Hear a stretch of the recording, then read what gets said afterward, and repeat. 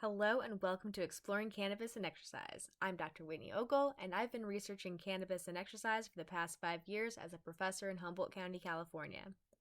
The purpose of this podcast is to have open and honest conversations about cannabis use in sport and exercise. I'll talk to a variety of people about their experiences integrating cannabis and exercise, conducting current research in the field, and brainstorming questions that need to be investigated. And just a friendly reminder out there, I am not suggesting everyone use cannabis with exercise. It is certainly not for everyone. But if you're curious about cannabis use and exercise, this podcast is for you. I hope through these conversations you will better understand the research and explore your own use. So welcome, let's explore. What are you talking about? Smoking it in a bong or a blunt. Grass. Dank. Reefer. Was is joke privat? It just means like that's the fucking joint. Ganja. Hash. Fucking awesome. Today I'll be talking to Dr. Angela Bryan, who's a researcher at the University of Colorado in Boulder. She's an amazing researcher. She's doing really all of my dream research that I want to do. So we'll be talking about the restrictions on research that she's had to navigate, the stigma around cannabis use and exercise, and the research that she's up to now. Here we go. Hi, Dr. Bryan. Today I'm really excited to talk to you. You're one of my favorite scientists in one of the labs that's doing a lot of, I think, the best research in cannabis and exercise. So this is Dr. Angela Bryan from University of Colorado Boulder. And so Angela, tell us a little bit about yourself and how you got into this line of research. Yeah, thank you so much for that kind introduction. It's it's definitely Mutual Admiration Society. I love to talk to other people doing work in this space, and I know you're doing some great work, so I'm happy to talk to you today. So how did I get into this area? So my training is in social and health psychology, so I've been studying health behavior for longer than I care to admit, like multiple decades. And one of the areas I've always been really focused on is exercise promotion. So I've done a lot of work in how do we get people to exercise, what are the cognitions around exercise that increase intentions and behavior, what are the psychological and physical sequelae of exercise, so what are the health benefits that we get, both psychologically and physically. So I've studied exercise and cancer prevention, and that's all been sort of in a health psychology space. Mm-hmm. At the same time, I've also always been interested in, as another health behavior, in substance use, right? So I've studied the influence of alcohol use on risk behavior and cannabis use on risk behavior. And so when the legalization issue started to come up, and especially, in Colorado, completely legalized cannabis for recreational use, my lab generally started thinking about, gosh, there's probably like a lot of public health implications, right, for this happening. Yeah. And my clinical colleagues were interested in the impacts on things like mental health, and my neuroscience colleagues were interested in its impacts on the brain. Yep. And of course, for me, I'm thinking, wait a minute, if you think about the sort of the lay understanding of what using cannabis does to us, it makes us sit on the couch and eat too much, right? So that's not great for the obesity epidemic. It would seem to have some big implications for exercise behavior. Right. So that's kind of where it started, is us thinking about, gosh, we really care about getting people to exercise. Here's this thing that could be coming on the scene that might have negative implications. So that's kind of where it started. And a graduate student, Ariel Gilman, and I started looking at the literature at that point. Yeah, and I love citing that study because you guys gave a really good overview of all the potential research that can exist in this domain. And as I'm sure that you've already seen in your own research, there's a lot of barriers to the things that we want to to research. All of the research questions that we have, we can't research it the way that we would be able to do, even the effects of, caffeine or nicotine. It's just much more difficult to do this kind of research. So what are the kind of barriers that you were like expecting to see, or that you have seen that you were not expecting? Yeah, so one of the things that we've always been really interested in is the sort of experience of exercise, the extent to which that's positive or negative, and how that influences exercise maintenance, right? People who have a more positive experience of exercise are more likely to have higher intentions and more likely to exercise. And the way we do that is we bring people into the lab, we put them on a treadmill, we have them exercise at some prescribed intensity, and we ask them questions while they're on the treadmill. Yeah. Well, one of the things that came out immediately in our both looking at the literature and doing our own survey work is that people were using cannabis while they were exercising at a pretty high frequency, like much higher than we expected to find. Yeah. So the first thing we think is, oh my gosh, we need to bring people into the lab and have them do this so we can see what's happening. Yep. The funny thing is that we initially thought, oh, this is going to be great. Cannabis is legal now. So we started writing a protocol. We even bought a vaporizer, like to vaporize cannabis. And like we were going to bring it into the lab. And then we started looking into it. And my colleague and also husband, Kent Hutchison, started talking to the legal team at our university and was like, you can't do that. You can't. Yep. You can't have cannabis on campus. You cannot have people use it in your lab. Yeah. You cannot do the study you want to do. And it's so interesting because it's just like so pervasive. You just like walk outside and it's like cannabis is everywhere. And I definitely experienced that here in Humboldt. It's like half of the town is just like is in the cannabis industry somehow. And so it just seems like really counterintuitive to have the university be like, hey, we're in this place that has a lot of cannabis use, but we can't do anything about this. Exactly. And I always tell people that literally walking distance from where I'm sitting in my lab, I can go to 2 different dispensaries and buy whatever I want. I just can't bring it back to where I am to actually do scientific studies of it, which is just, it's kind of mind-blowing. Absolutely. What we've learned is to get creative with our research protocols. And so Kent worked pretty extensively with the legal team, our IRB, to try to figure out how can we get this done. And what we realized is, okay, we maybe can't bring people into the lab and have them use cannabis and do what we want to do, but we can bring the lab to the people, have them use their product inside their homes, and then we can see what kinds of effects it has. So we use this strategy across a lot of our protocols. We have a mobile laboratory. It's set up in essentially a Dodge Sprinter van, right? Yeah. And for the exercise study that we are finally doing 5 years later after we first thought of it, the study is actually called SPACE. I can't remember what the acronym stands for. Study of Physical Activity and Cannabis Experience, I think. I love a good acronym. I know. All of our studies have cool acronyms. Love it. So the way that we do the study, which is basically exactly what we wanted to do initially, right? We want to see what kind of experience are people having when they exercise while they also are using cannabis, right? Yeah. So what we do is we recruit participants who have experience doing this. So there are people who have already experienced. Not their first time. Not their first time running under the influence. We don't want to throw people on a treadmill like the first time they're ever.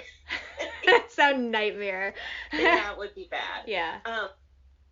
So what we do is we recruit them into the study. We make sure they're eligible and healthy, and it's going to be safe for them to do this.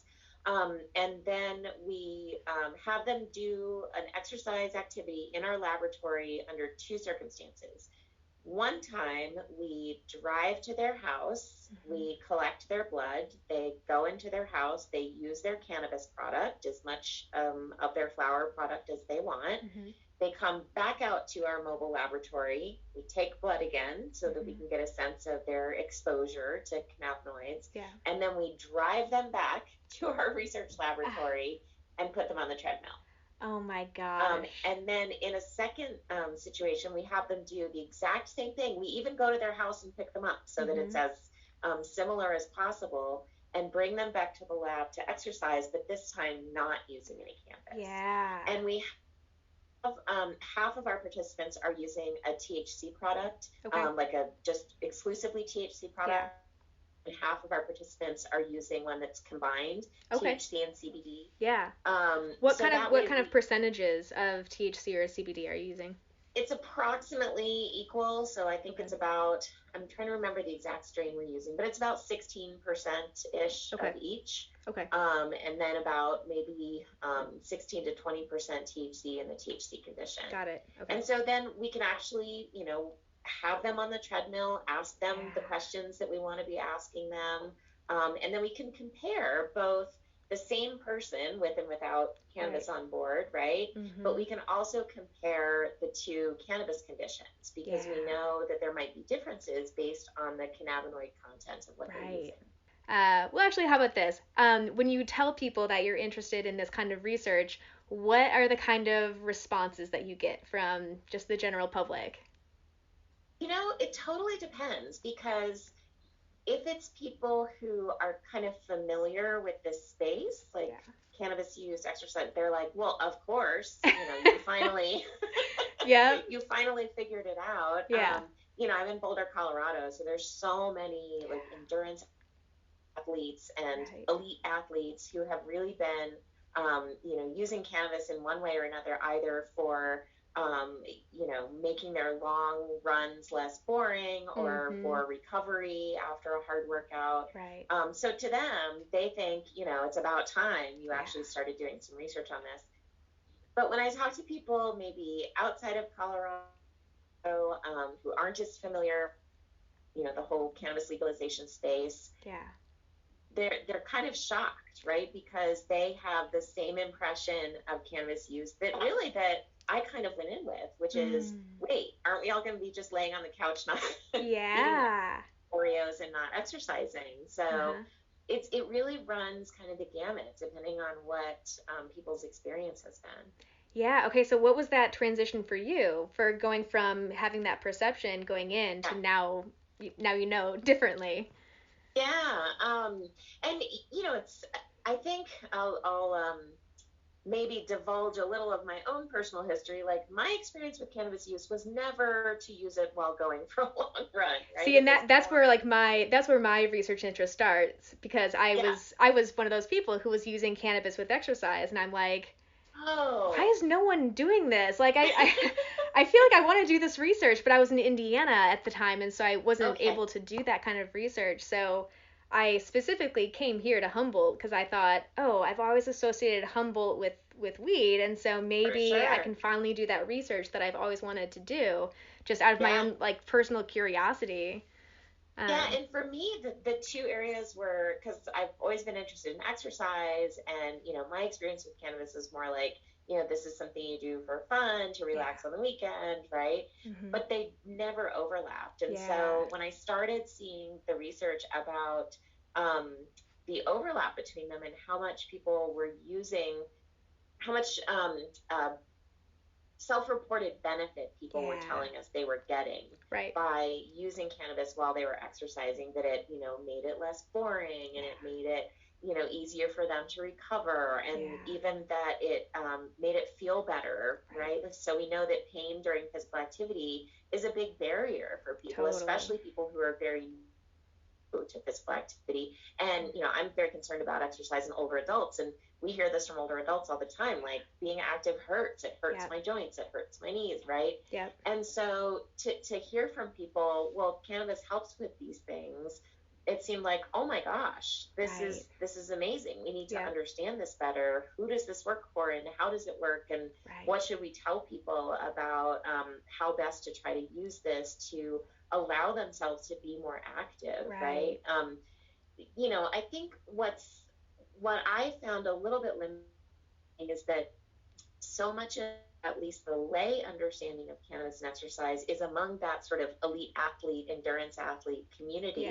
Whereas my interest in exercise is not so much about, performance or getting people to run faster, go farther. It's really about, how do I get people up and moving, right? In a way that's going to compel them to want to keep doing it. Exactly. And yeah, if you have more positive experiences with exercise, you're going to want to exercise more. Yep. Yeah, yeah. And I really like how with the new space study, how you are kind of investigating whether that perception of improved performance is Yeah. actually matching the reality. Yeah. Because And we're doing it both with people's self-reports, right? Yeah. Like we're asking them how they feel. We're asking them about pain and affective response and all the things you usually expect to self-report. But we're also, we tell them to exercise for 30 minutes. We tell them to exercise at what they think is a moderate intensity, but we're not prescribing it, right? Right. And so we're super curious because some people tell us, well, it makes me feel better, but my performance is definitely not as good. And so we also have some objective measures of like how fast did people go, how far did they go. Right. So that I think is going to be really cool too, because we'll have some objective assessments of performance in addition to just how did it feel. And is it similar to some of your other studies where it's like ad lib use of cannabis as well? Yes. Yeah, they can use as much as they want to. And that's part of the legal issue too, right? Is we can't tell them we want you to use this many milligrams for this many puffs for that. Like we're literally not allowed to do that. And so, in one way that increases the external validity of our findings, right? Because we tell them what you normally do. Right. And so that will give us some information about, well, how much do people usually use if they're gonna, go out for a run. Yeah. But because we tell them how much to use, that's part of why we draw blood, right? So that we can see what their levels of THC and CBD are in the blood, and then look at how that might relate to either their self-reported response to the activity or their performance. Are you finding pretty like one-to-one kind of relationships between the amount that people are using and the amount of THC that's in their blood? Is it? That's a great question, and no. Interesting. I mean, it's definitely related. Like I think in one of our studies, and this was with edibles, so it was a lot more highly correlated because it's a lot easier to measure how much you're using with edibles. But I think the correlation was like in the 0.7, 0.8 range. Okay. So definitely highly correlated. Yeah. But not one-to-one, right? Yeah. There's individual differences in how people metabolize it. Right. There's, as I'm sure you're aware, there's sex differences in how the endocannabinoid system works. So, that's something that is super fascinating. The other thing that's fascinating is that we say, use whatever you usually use. Yeah. And in some of our studies, some people use a ton of THC, and some people not so much. Right. And that's kind of fascinating too, right? Yeah. Like, are there people who just have, does their endocannabinoid system or the receptors in their brain just work differently so that they're either more sensitive or less sensitive? Yeah, or like maybe experience. Really Yeah. So are the researchers blind to how much the patient is, or like the subject is using? They find out later. Okay. Yeah. Exactly. Yeah. And the researchers are the people who collect the data, like during the treadmill session, don't know whether, in theory, they don't know whether the people are under the influence or not and which condition they're in. Cool. Now, you and I both know it's pretty easy to tell whether somebody has used a lot of THC or not, but in theory, they're blind. Right. Yeah, it was. It's always fun to go back to some of the the super old studies, like Andrew Weil, like when he was kind of doing his research, like 67, 69, and how they would use they would have to control for like the smell for the control cannabis. And so it was just like they just took other parts of the plant, so it would still smell like weed, and so people could still the researchers didn't know if they were actually under the influence or not based on just the smell alone. And that the other interesting thing that I looking back at these older studies was that sometimes they would specifically choose people who had experience with smoking cigarettes because they physically knew how to smoke then. And so are you finding any similarities, or like are you controlling for cigarette use as well? We do in some of our studies. I'm trying to remember if that's an exclusion criteria for this one. I don't think it is. Yeah. There's a pretty fair amount of overlap between smoking flower or concentrates, for that matter, and cigarette use. I think less so among the sort of heavy exercisers that we're getting, but yeah, it's a good question. Yeah, yeah. There was some study from, I don't know, a while back that was looking at gait or something in cannabis use, and they had two groups of people who were not cannabis users and people who were cannabis users. And that was like a pretty broad range of cannabis users, from like I've used 6 times in my life to like I use every single day. Yeah. But the other significant difference was that the cannabis users were also drinking more alcohol, significantly more alcohol than the non-users. And it was like, you're looking at gait and you're not controlling for alcohol use. Alcohol is like known to change your gait. Totally. And that's something else that we run into too. I've done a fair amount of work on the overlap between alcohol and cannabis use, because like you mentioned, people who use drugs and other substances likely to use more drugs and other substances, right? So we see a lot of overlap between alcohol use and cannabis use, to the extent that in some of our studies we exclude for really heavy alcohol use. Yeah. And in one of our studies that I did with a colleague, Tiffany Ito, we looked at on a day-by-day basis, are people more or less likely to use alcohol on a day they use cannabis? And it's almost difficult to tell, because the people who are more likely to use cannabis every day are also more likely to drink every day. Yeah. And so it's hard to even find is where they just do one or the other. Right. Yeah. So yeah, I think anytime that you're going to look at the effects of cannabis on something like balance or any of those things, you really have to be aware of the overlap with other substances. Absolutely. Yeah. Yeah. Are there any other like misconceptions that you like hear out in the world about just what the effects of cannabis are on the human body?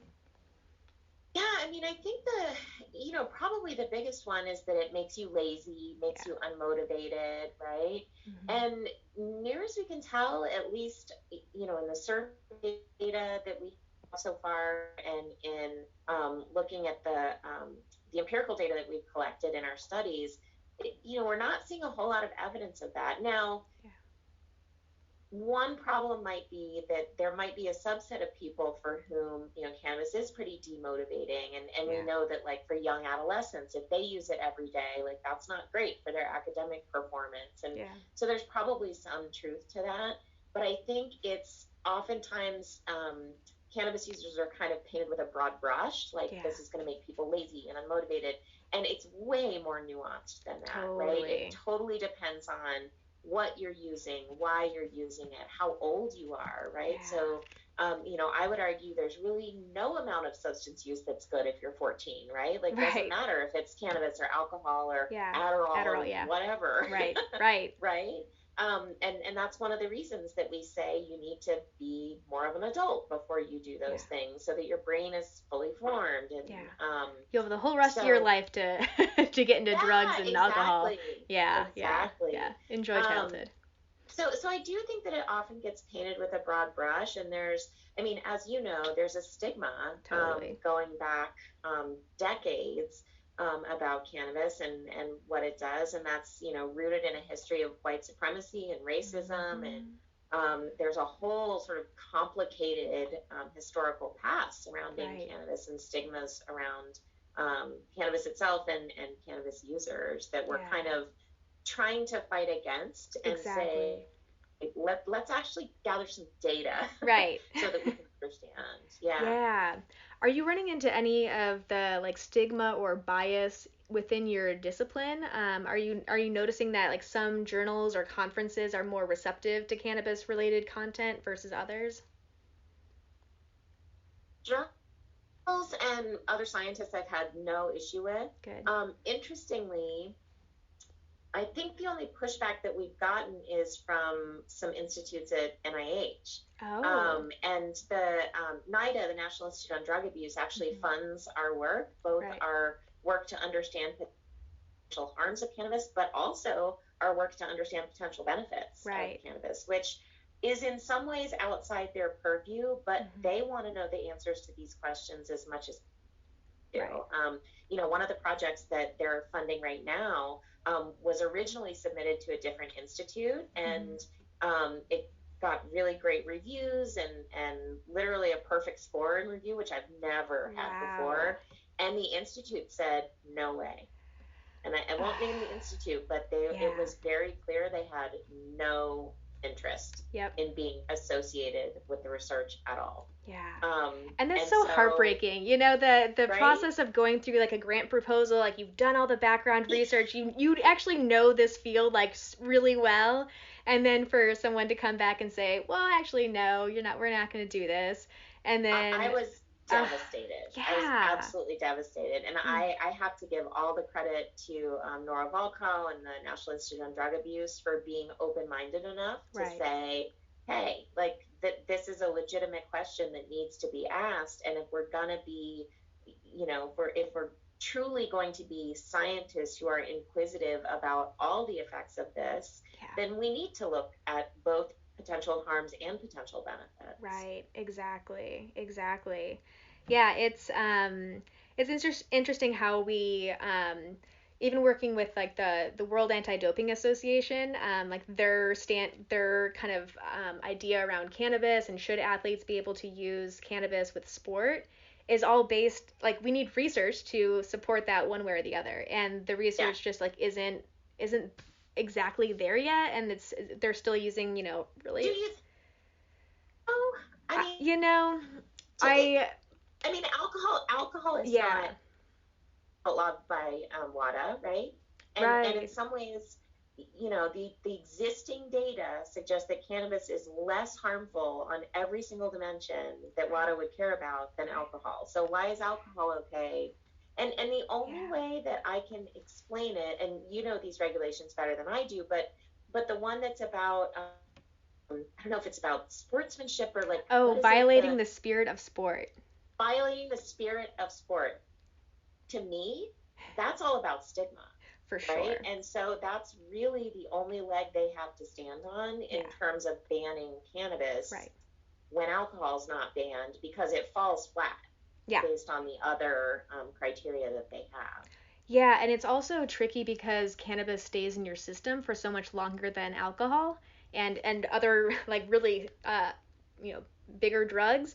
And so you know, you don't know if someone used cannabis socially, like, you know, at a party 3 weeks ago versus like I just used, like, you know, I guess the test can be more sensitive than that, but and it looks like actually UFC is doing some really interesting ways of determining how much cannabis is actually in someone's system, because they seem more, I don't know, accepting of cannabis use in their athletes. Are you seeing that too, or is that just me thinking like?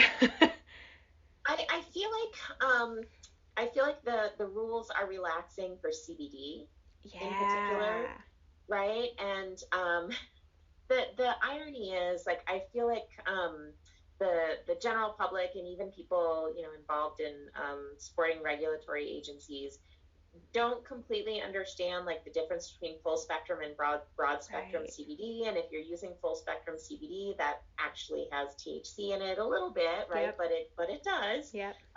So I don't know that I understand what they're they're doing, but like I think National Football League now has said that CBD is okay, right? But still not THC. And same with the Olympics. WADA is the Olympics is the same. CBD is okay, but not THC. Right. So I feel like we're slowly but surely pushing the door open. Yeah. I don't know. I'm like in such a, obviously Humboldt County, well, I don't know if this is obvious, but Humboldt County is more known for its high THC content flower.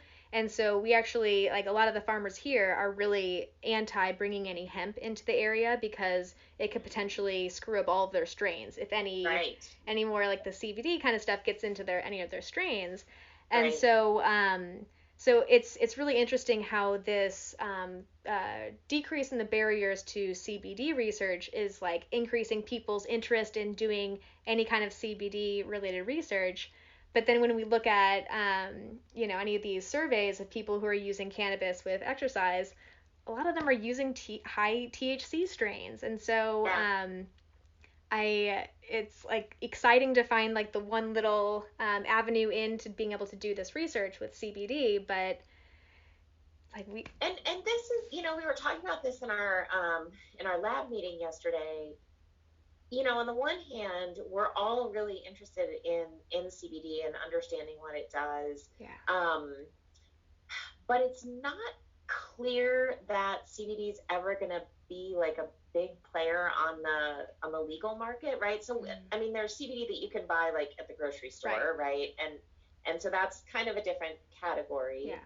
But if you're going to a dispensary and you're purchasing like flower or concentrate, there's almost no products that are high CBD. Yeah. And even if they're like, when we talk to dispensaries, because we want to do this work, right? We want to work with them and have people use a high CBD product and do various things in our lab. And they say there's just no demand for it on the recreational market. Yep. So we were talking about, if that's the case and there's not a big demand for it on the recreational market, then does it really make sense for us to put a lot of time and effort into studying sort of the CBD products? Exactly. So, I mean, on that note, my colleague Hutchison actually has now switched to doing studies of just CBD now, like people who, maybe people who just want to try CBD for their pain. Yeah. And so he's actually able to partner with CBD hemp companies and do like a double-blind RCT with FDA approval. That's really cool. So I think that might be the direction to go for the CBD work. I don't know that doing it with legal market products is the way to go. Yeah, I agree. And so when you're making these relationships with the dispensaries for the legal products, what does that conversation look like when you're talking to them about like which strains people should kind of get for each of these conditions? The dispensaries we've worked with have been amazing. Like they're super curious about what we're doing and what we're going to find. And I think from their perspective, it helps them to understand the influence of their products on various outcomes and helps them be able to talk better to their customers and give better information to their customers about what all these products might be good for or not good for, as the case may be. But typically what we do is we talk to them about the study. We say, here's what we're doing. Like in the space study, we only need people to use the product once, right? Because they're just going to come in and exercise. So like we might say, if you could have some joints set aside, like from this strain that's high THC and from this strain that's THC and CBD, that would be great. Or if it's another study where we have people using a strain for a 4-week period, we might say, just put aside sort of this much flour so people can buy what they need for that length of time. Yeah, because I know that sometimes there's like, you go into a dispensary on, week 1, and then like 4 weeks later, there's completely different strains that are available. And so it's good that you have them set it aside. Yeah, we try to use strains that are really common and that we know they're going to keep getting in. So, the lemon hazes and the those ones that you kind of always see when you go in. So we definitely work hard to make sure that the what people buy is very similar across the course of the study to the extent that we can. Yeah. And you're looking more specifically at percent of THC, or are you also looking at like sativa indica, different terpenes, or anything like that? Yeah, we measure the terpenes in blood and the minor cannabinoids, and so we have all of those data. We don't know what to do with those data yet because nobody knows what terpenes do. But someday we will, and it's good to have this data. The whole sativa indica thing, we haven't looked into Yeah. yet. I think right now we're more interested in THC and CBD because that's really how these products are regulated, right? And one of the reasons we're interested in CBD is because if we find out that CBD maybe mitigates some of the harmful effects of THC, then we might be able to speak to regulations that might say, great, have your high THC product, but maybe it has to have like a minimum amount of CBD in it or something. I mean, that's wild speculation on my part, but we're kind of more focused on findings that might have potential public health and regulatory impact. And so while the sativa indica is a really interesting question, and we get asked that a lot, we haven't specifically looked at it yet. What's the sense of when people are using with exercise? Our data suggests that people are using more of the sativa products, unless they're using it for like recovery. Is that what you're finding too? Yeah. And I think that's Lozano. I'm like one of those people who just like, I know like the first author's like last name and the year. Like Lozano 2019 also said the same thing. Okay.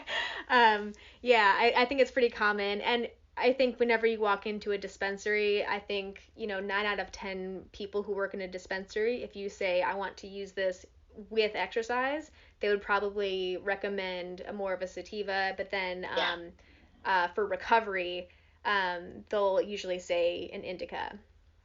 Yep. And for recovery, typically a product with CBD in it too, or like CBN and all of those. Oh my gosh, it's funny how the what cannabis is like in the real world is just so far behind what the research is, like where the research is going, and so it's like we have to catch up to what the public is saying. Well, and then there's the whole phenomenon. So we decided in the space study to specifically focus on flower, partially because it takes a long time to metabolize an edible, and then people tend to use edibles when they're doing something that's a long activity, and so we were thinking in our heads like, oh my gosh, we'd be looking at like a 6-hour experimental paradigm, and that seems like a lot, and so we're starting with flower, but we know that that's not the only way people use with exercise, right? So a lot of people, prefer to use edibles, especially if they're going to be doing something that's a longer term activity because it lasts longer. And, you can maybe, moderate it a little better. There might be people who are using concentrates or other forms. And so I do feel like, when you walk into a dispensary and you see like the vast array of different kinds of products that are available, you think, oh my gosh, we're just at the very beginning. Exactly. Yeah, and then you walk into a gym and it's like, oh yeah, no, we already know everything that we need to know about cannabis and exercise. And it's like, no, we need to know so much more. We know anecdotes. Exactly. And you know what? There was a great quote in some journal article I read a while back. It was like, the plural of anecdote is not data, but then sometimes because of all the barriers and things, like the absence of data doesn't mean the absence of effectiveness. And so that's why part of this podcast here is to talk to researchers like yourself, but also to actually just regular people who use cannabis with exercise, to learn more about these anecdotes, to help to guide some of that future research, because people are using it in really interesting ways, and so it can kind of help guide some of these research ideas along the way. And I feel the same way. I feel like, certainly when we were first getting interested in this question, talking to athletes who actually do this was super informative, and I still love talking to, and it happens a lot just because of, what I do. I'm sure the same thing happens to you, but where athletes will, or just regular people will say, actually, I talked to an older adult who loves to use when he plays golf. He feels like it helps his swing. He's not, it loosens him up, and I'm like, that's awesome. Like I would never thought to do it on cannabis and golf, right? Oh my gosh, yeah. Turns out for him, it's super helpful. Yeah. And so I do agree that the sort of confluence of science and experience is where we have to go, partially because the experience and legalization and the products that people have available to them are so far ahead Yes. of like even the federal government's Yes. like position on this, right? Like it's still illegal Exactly. as far as the federal government Yeah. thinks, and like what are we up to, like 29 states where it's completely legal Exactly. for recreational use? Like, Right. you know, It's like we've hit quorum here.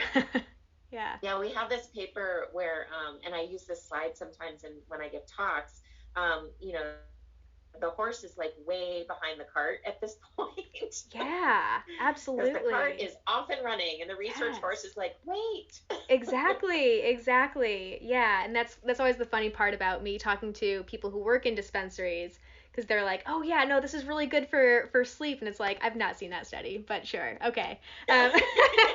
All right, yeah. But I know that, you know, they can be highly trained as well. Yeah. So, you know, not to say that they have wrong things to say, but it's just like there's no research behind that actually. But yeah, going back to what you were saying about, you know, golf, we had a question that just said like, what activities do you participate in under the influence of cannabis? And it was like everything. I mean, we had like a list of like all sports, and I think in the paper I wrote like from archery to water skiing. It's like every single sport that we had on this list was represented. And so people are doing, you know, long distance running, short sprint kind of activities. They're doing things that require more, like more of our cardiovascular system versus like anaerobic activities, like weightlifting. They're doing team sports. They're doing individual activities. They're doing all kinds of different things under the influence of cannabis. And so it's like I have just 10,000 research ideas now because you can just investigate this in really every single sport. Well, and like I said, I keep getting asked about skiing and snowboarding. Yeah. Like that's a huge one. So I feel like, I mean, I don't have the bandwidth to do it, but somebody needs to start looking at that. Yes, right? Absolutely. Oh my gosh. Yeah. So when people ask you about that, what do you typically say? Just, I mean, kind of like your answer, like we don't have the data to really answer that question with any certainty. Like we know a lot of people are doing it. Right. You know, much like with any mind-altering substance. Right. I don't know that I advise being super intoxicated on anything when you're, you know, screaming down a mountain at high speed. Yeah. But certainly there are a lot of people who combine the two and really enjoy combining the two. So I usually, it's a cop-out, but I usually say we really need more research to understand the connection. Yeah, exactly. Yeah, and then any other future research that you have in mind, or any other, like, what's your like dream research study? If you could have like, you know, the perfect study. I mean, you're already doing like a lot of my dream research, but do you have any other things that you want to do? Yeah, it's interesting because I feel like once, and I should mention one of the other studies we're doing is really trying to understand the connection between cannabis and different cannabinoids and more sort of obesogenic processes. So insulin function and inflammatory response. And as part of that, we have people, like I said, using a particular product for 4 weeks, and we're collecting daily data, not only on did you exercise today and how many minutes, but what did you eat? And so we have them go through, you know, how many servings of fruits and vegetables, how many servings of, you know, unhealthy snack kind of things. And it's not a ton of questions because they have to do this daily. But I'm really curious to see sort of patterns. And we also have a sample of non-users, right? So I'm really curious to see patterns of dietary behavior, exercise behavior, if that relates at all to whether they're using a THC product or a THC plus CBD product, and then kind of combining that with the space study to understand the more immediate response to physical activity under the influence, kind of triangulating in on can we understand whether there might be products that are more helpful versus less helpful for, you know, physical activity, diet, and then eventually for, you know, people who want to initiate exercise, can we try to make a recommendation? And what I'd love to do is a study where we, randomly assign people to start using 5 milligrams of a THC gummy or a THC plus CBD gummy before they exercise, see whether that impacts, initiation, maintenance, their experience. That's going to be a while, because right now we have a hard time convincing our IRB that it's okay to give cannabis to somebody who's never used cannabis and isn't a regular user. So I think that's a ways off, but that's what I'd love to do once we have enough data behind it to really make some strong hypotheses. Right. Oh my gosh, that's fascinating. I could just like talk about research ideas for like all day long. Oh my gosh, and then you could look at this, and then you could look at this. One of the other things that just popped up in my mind is the perception of time, because my background's more in motor control, motor learning, and so I'm interested in more of like just doing a lot of the like old school like fits task. I would love to do just like old school motor control studies with people under the influence. But then, I don't know, investigating all of these other, so like perception of time is something. So we're doing that in space. We're asking. That's what I was going to ask. Perception of how fast time is. Yeah. And so are you finding that people are like exercising for longer, or like, because your perception of time is going to be altered, and so are people, do they think that they're exercising for longer than they actually are, or are they exercising longer because they think time is passing?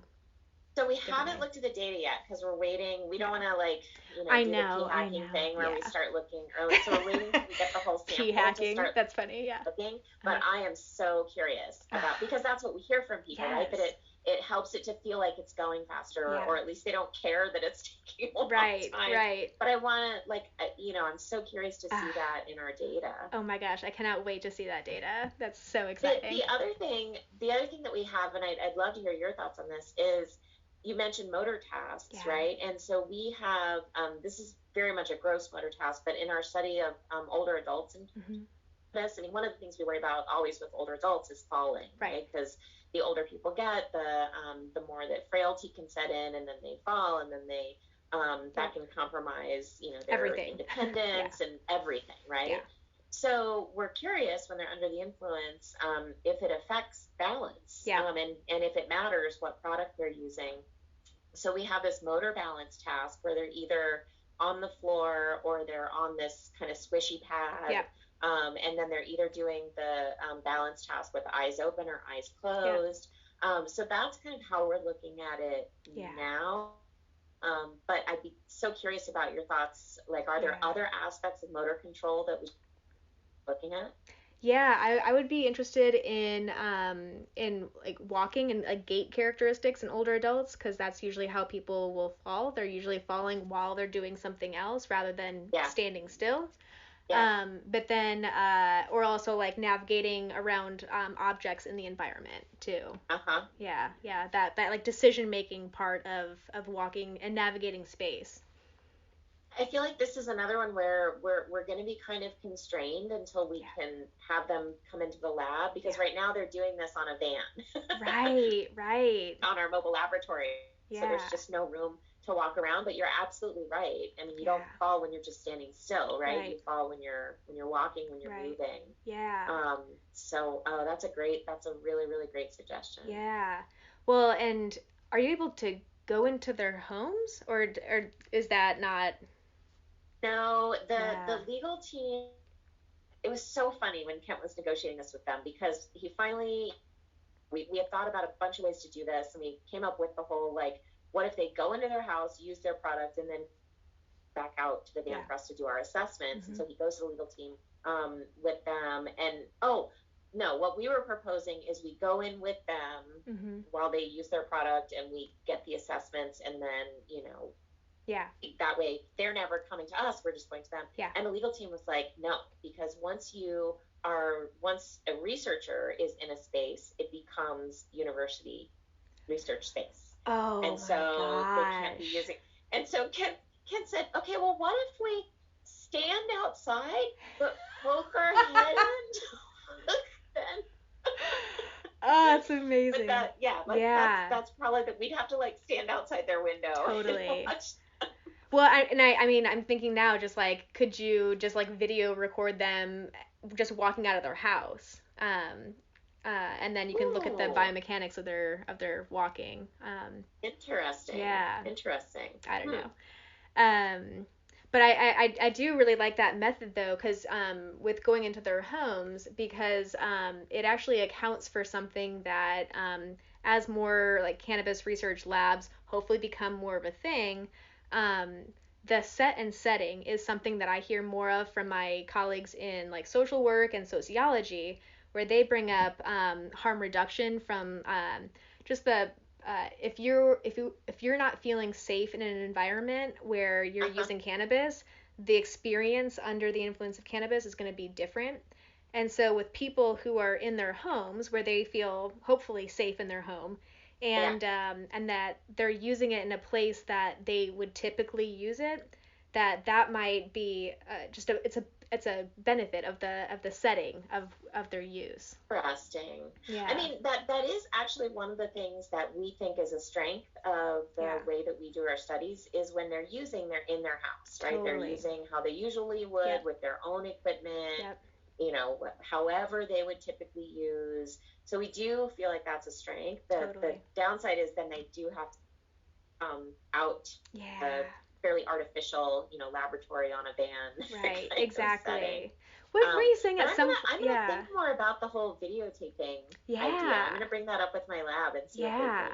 Yeah, because you can get like, there's like apps where you can just take a video and then, you know, put it into a biomechanics kind of software and be able to do that.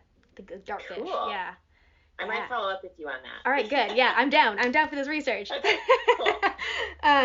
Yeah, and then any other advice for future scientists who are interested in going into kind of cannabis research?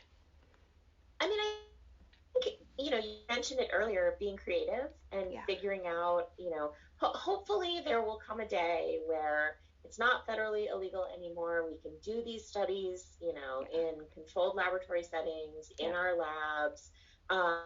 And so I see that day in the future. But for now, being creative, figuring out ways to do studies, to get at the questions that you have, in ways that kind of require some outside of the box ideas, right? So, you know, whether it's bringing the mobile lab to people's houses or videotaping them as they walk out.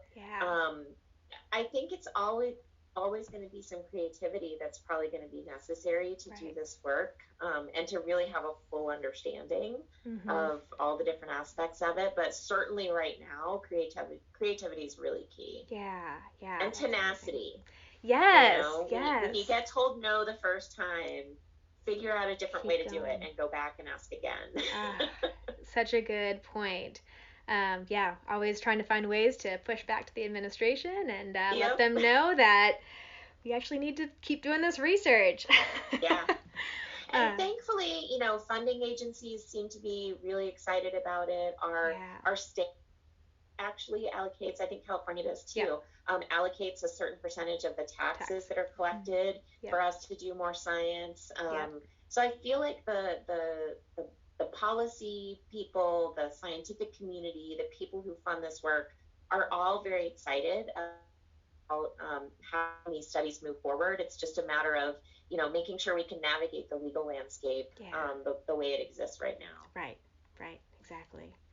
Amazing. Anything else you want to share or plug or anything like that? I think that's it. Awesome. Well, thank you so much for taking the time, and I look forward to seeing more of your research. Okay, isn't Dr. Bryan just the coolest? I'm obsessed with all of her research and everything she's up to. If you're in Boulder, Colorado, keep an eye out for her research for opportunities to be a subject and help contribute to our scientific understanding of cannabis and exercise.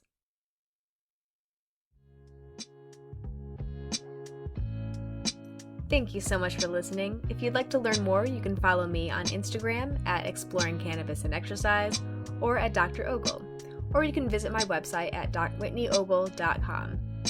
If you want to support this podcast, you can sign up for Patreon at patreon.com/Exploring Cannabis and Exercise.